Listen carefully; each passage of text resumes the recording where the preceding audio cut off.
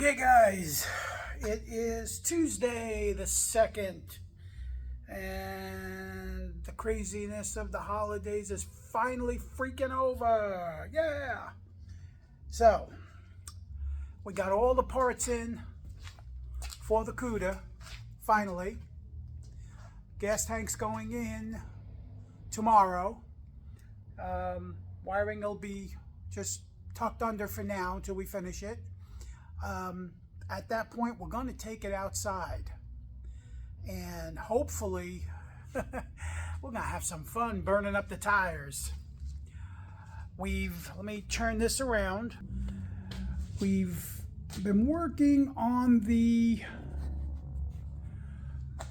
truck, the 76. We have got a 4-link in place. Got horrible welds because my dumbass ran out of gas and didn't realize it.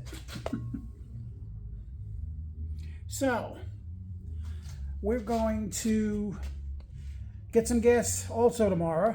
We'll fix all that, and then we'll start building the brackets for the bags. At that point, put the backing back on. First, we'll get it all cleaned up, and we'll be in good shape. All right, guys, like and subscribe, and we'll get to see you guys tomorrow. You have a good day.